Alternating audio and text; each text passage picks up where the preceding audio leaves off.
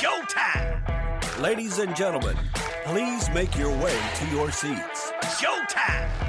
Please make your way to your seats. The show is about to begin. Showtime! Let the magic begin. Welcome back to Futuretech, your weekly source for the latest in tech, innovation, and business. I'm the startup coach, and as always, I'm joined by my co-host, John Irwin. How you doing today, John? Good. How are you, Craig? We're supposed to get a big storm today for those listening live. So, Yeah, I saw 4 o'clock or something. It's going to start, so we definitely want to get anything out of the way early today. gonna get cozy in bed. That's for sure. By then, watch the basketball tournament, NCAA. Yeah, you got this March Madness thing going on, right? Yeah, I know it's not tech, but I love it. I actually have a decent bracket this year. I did some different metrics, and my bracket didn't totally get destroyed yesterday, the first day. So, love it. It's great. That's fantastic, and I know you were doing a thing. We shared that at the beginning of the last episode, I believe. Yeah, I had a Might have few been at people join my pool, so it's really I haven't looked at it this morning, so I'll have to double check to see where we're at. But yeah, Fabulous. We might as well get right into it, and with this first thing, which is IronLev's breakthrough, testing low cost MagLev trains, I guess, on regular rail tracks. yeah, not trains, but like MagLev. Yeah, MagLev. I guess transportation, whatever. I don't know, but no, this is cool because for those of you that don't know, MagLev technology to build the MagLev infrastructure costs billions and billions of dollars for I can't remember what the cost was per kilometer, but it's ridiculous. So this company is groundbreaking technology that was developed by a company called IronLev, which is an Italian company, and it's considered passive magnetic levitation for rail transport. So it utilizes passive magnetic forces to levitate a vehicle above existing rail tracks. So they can use the existing infrastructure, which is also awesome. For those that don't know what maglev is, it's like it creates it's two magnets. So when you put positive and positive together, they oppose themselves, right? There's that force that you see. So this is like that. It creates a cushion of air, but obviously on a much larger scale and much stronger magnets between the vehicle and the track. So the difference is this requires substantially less power and doesn't require specialized infrastructure, which is cool. So what they did was the first test they did was they tested a prototype on a 2-kilometer stretch of rail track somewhere in Italy. I think the Veneto region of Italy. So they tested it with a 1-ton prototype equipped with the magnetic skids and achieved a speed of 70 kilometers per hour. Now, again, that's not super fast, but again, it's a prototype. So the cool thing about this is they did it without any modifications to the track or additional infrastructure, which is weird, which is cool. So this successful test demonstrates the potential for their technology, and it can be easily integrated into existing rail networks. One of the most impressive parts of this, and I touched on it a little bit, is their cost effectiveness. What they're claiming is that the technology could reduce infrastructure costs by up to 90% compared to maglev systems. And the passive nature of the technology means that it requires minimal power to operate, making it a very attractive option for sustainable and low noise too, because think about it, you've got a cushion of air and you've got just something floating over it. You don't have these wheels that go clickety clack, clickety clack. I laugh at that because back when I was growing up, that's what the sound a train makes. So their next step is they're going to develop a 20-ton vehicle, and they're going to try to increase the speed to 200 kilometers per hour.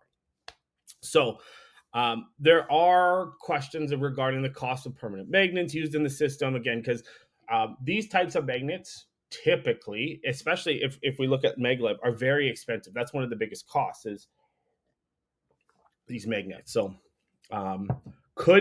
there's a lot of potential here. This one I'm excited about. And I've been showing a little bit of the video where I'm talking and demoing the stuff while you're... Yeah. This looks really interesting. I'm a skeptic, as always.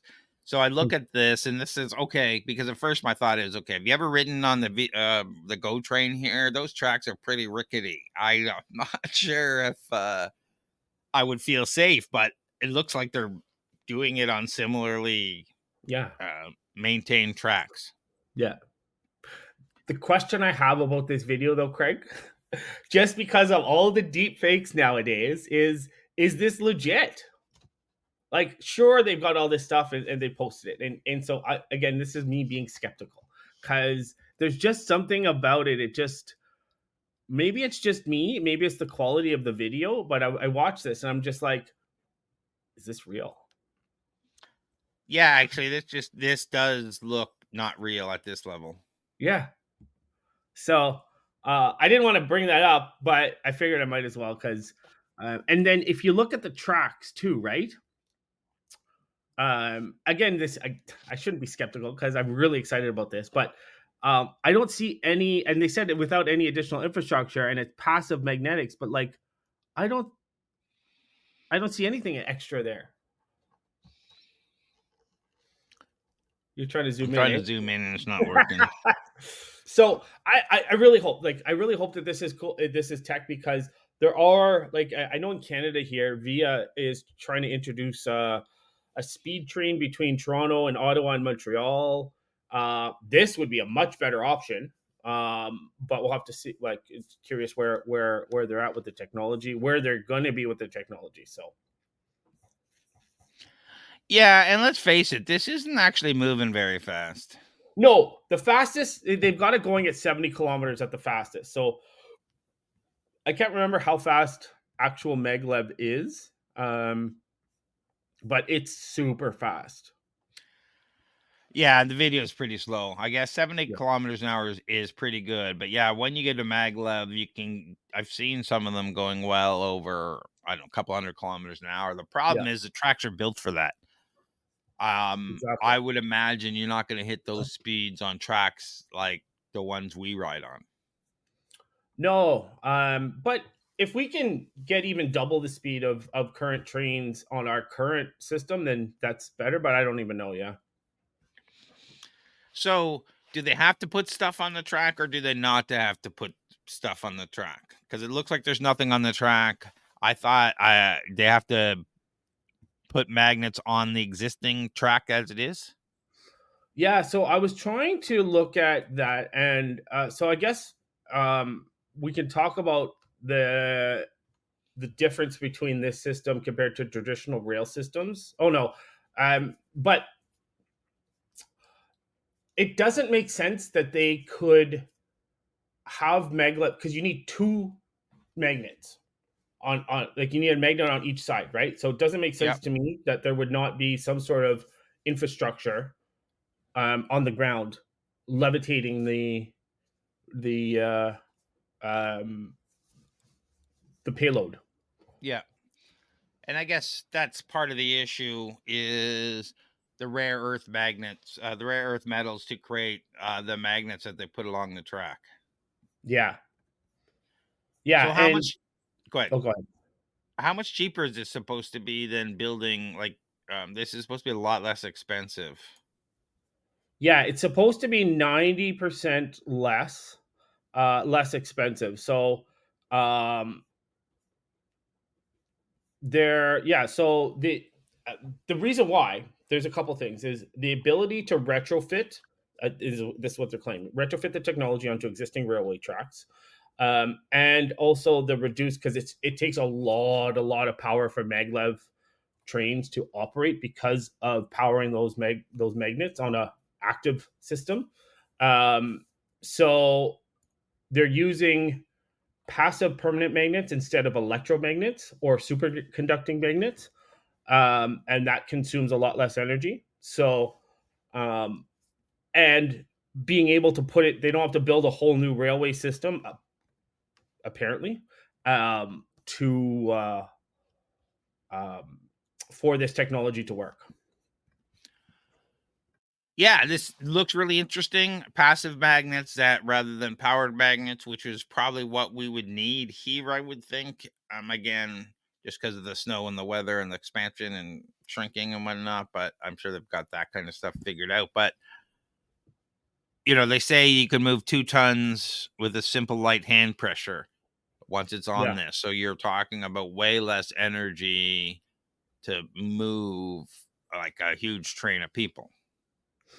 Yeah. So, and for those of you that don't know, like we're talking about like electromagnets, passive magnets. So passive magnets work on they work based on intrinsic magnetic properties of certain materials.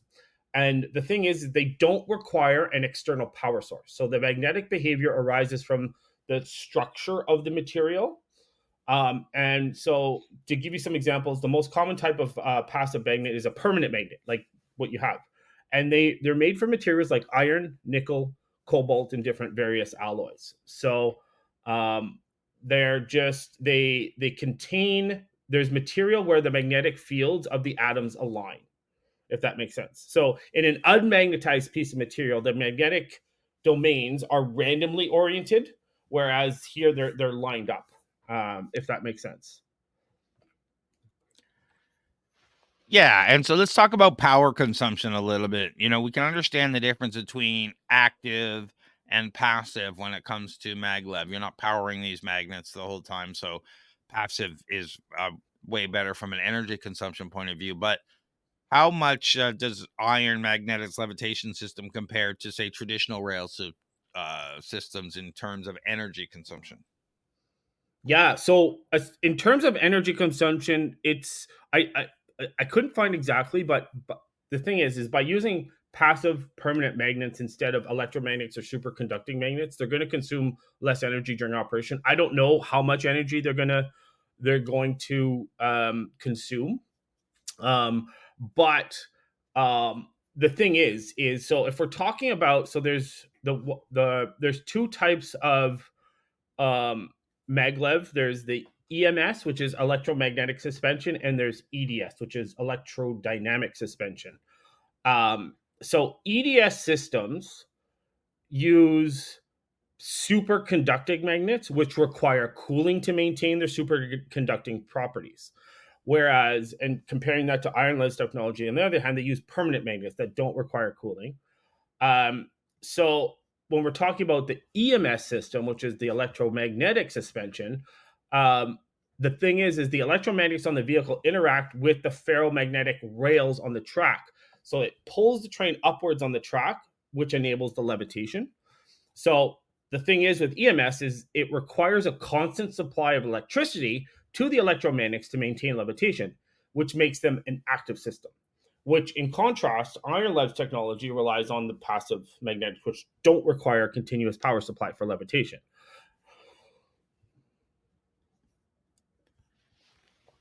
So we can see how this would apply to trains.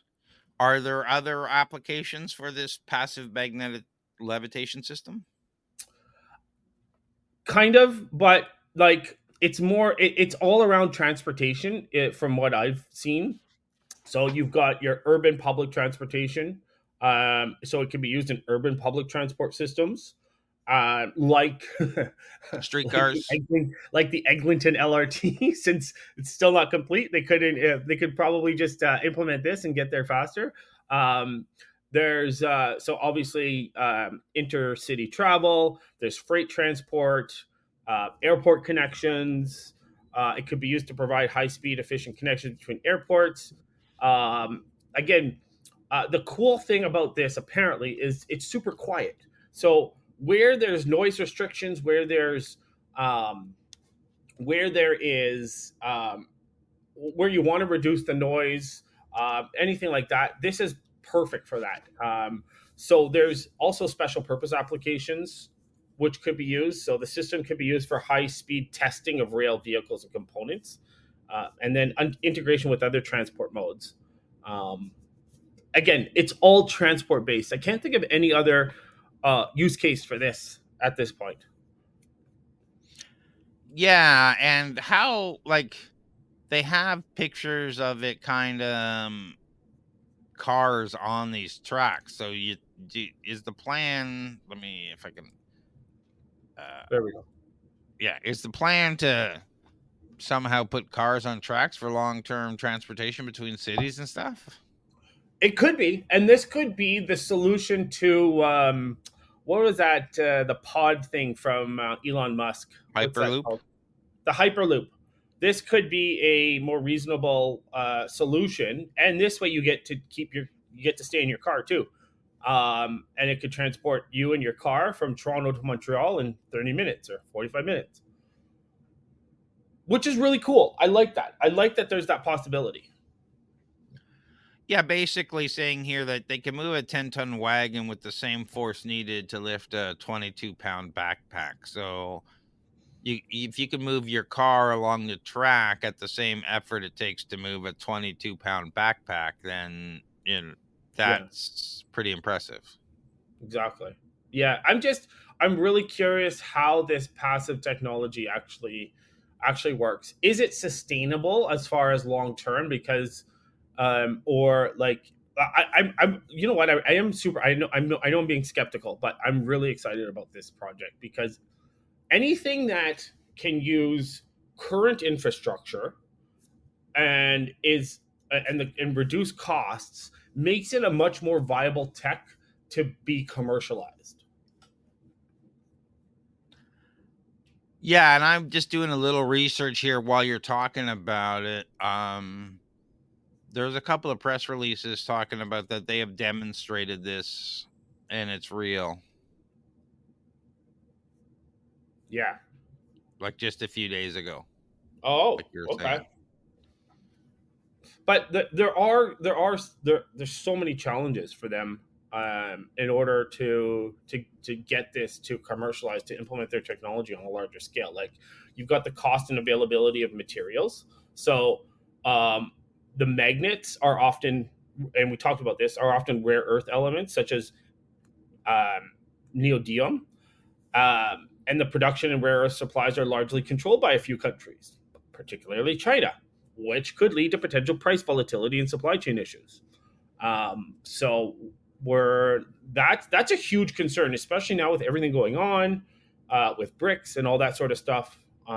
There's going to be some challenges. So the other thing too is, although IronLev's technology is designed to be retrofitted onto existing rail tracks, integrating the system with the complex network of tracks, switches, signals, and other infrastructure components could pose a significant challenge. So they'll have to develop and test solutions for a seamless integration of their technology. So obviously they're going to have to collaborate with the rail operators for this, but that's a lot because there's a lot of redundancies, a lot of safety measures put in place for these trains and things like for this transportation infrastructure. So yeah. Yeah, like I like to speak about my experience when we're talking about things like this. So other people will have different experiences, but I ride the train from Burlington to Toronto all the time. In the winter, we have snow on the tracks, ice on the tracks. Everything has to be slowed down or stopped. Things to be melted and removed. We had not too long ago that shut down because they couldn't have the cameras on the tracks or something weren't working. So they were shut down for all evening at a Union Station. So that kind of stuff really makes you wonder, adding more things to the track, is it really worth it? And Exactly. it just makes all these things more complicated. So Honestly, it takes a lot of time. Yeah. I think the best test case for this is Canada because we have way less rail infrastructure than Europe. It's horrible how crappy our rail infrastructure is. So I feel like this would be Canada would be a good test bed for this. Yeah. Now, do you think that we are crappy because we are so spread out? I think so. Yeah. Yeah. And probably lobbyists lobbied for more focus on airport infrastructure, aviation infrastructure, because of that distance. But who knows? So, what are the main challenges? Well, we talked about most of them. Is there any other challenges, besides all the stuff to deploy that they have to overcome to implement this on a larger scale? For sure. Yeah. There's maintenance, and we touched on this briefly, the maintenance and long-term durability. So they need to ensure that there's obviously long-term durability and maintainability of the system. Wow, that was